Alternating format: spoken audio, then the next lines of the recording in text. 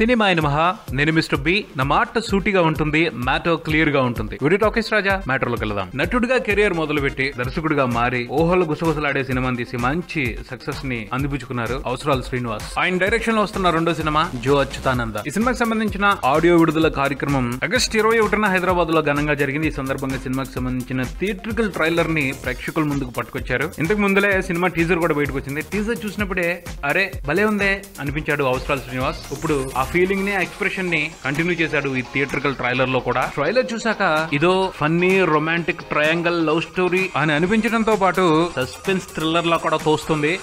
శ్రీనివాస్ అవసరాలు గారు కొత్త జోనర్ ఏదో ట్రై చేస్తున్నట్టు అనిపించింది. చాలా ఇంట్రెస్టింగ్ గా ఉంది. ముఖ్యంగా హీరోల హడావిడి క్యూరియాసిటీని పెంచేస్తుంది. ఇద్దరు హీరోల క్యారెక్టర్స్ లో సంథింగ్ స్పెషల్ ఏదో ఉంది. ఆ క్యారెక్టర్స్ తో దర్శకుడు శ్రీనివాస్ అవసరాల ఓ ప్రత్యేకమైన గేమ్ ప్లాన్ చేశాడని సిగ్నల్ స్పష్టంగానే అందుతుంది. ఈ మ్యాటర్ తప్పకుండా ఆడియన్స్ అటెన్షన్ పట్టుకుంటది. సినిమా మీద ఆసక్తి పెంచుకుంటారు. ఈ విషయం మీద క్యూరియాసిటీతోనే రేపు థియేటర్లకు వచ్చిన ప్రేక్షకుల్ని శ్రీనివాస్ అవసరాల డిసప్పాయింట్ చేయకుండా ఉంటే చాలు ఈ జో అచ్యుతానంద బ్లాక్ బస్టర్ అయిపోయినట్టే. ఇకపోతే జో అచ్యుతానంద ఇదేంటి లాలి పాటని టైటిల్ గా పెట్టుకున్నాడు శ్రీనివాస్ అవసరాల అన్న అనుమానం కలిగింది. కానీ దానికి కూడా క్లారిటీ ఇచ్చాడు. ఈ సినిమాలో మెయిన్ క్యారెక్టర్స్ ఏవైతే ఉన్నాయో హీరోయిన్ పేరు జో అంటున్నారు. నారా రోహిత్ అచ్యుత్, నాగశౌర్య ఆనంద్, ఈ మూడింటిని కలిపి జో అచ్యుతానంద టైటిల్ పెట్టారు. బాగుంది. అలాగే నారా రోహిత్, నాగశౌర్య అన్నదమ్ముల్లా కనిపించిపోతున్నారు. ఇద్దరు కలిసి ఒకే అమ్మాయిని లైన్ లో పెట్టడానికి ట్రై చేస్తున్నారు. ప్లస్ ట్రైలర్ లో వాళ్ళు కనిపిస్తున్న ప్రతి మూమెంట్ సరదాగానే ఉంది. రెజీనా కూడా మంచి అటెన్షన్ తీసుకుంటుంది. ఆ తర్వాత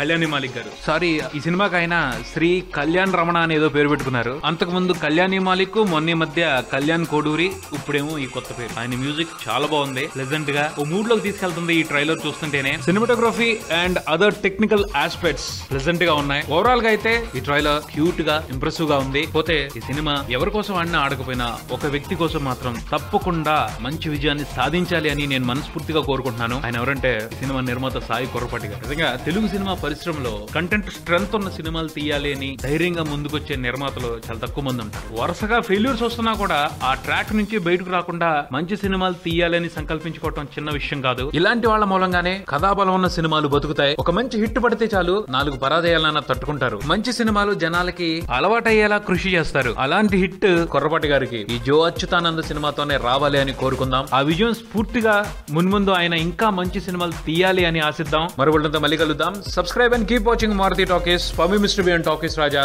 థ్యాంక్ యూ.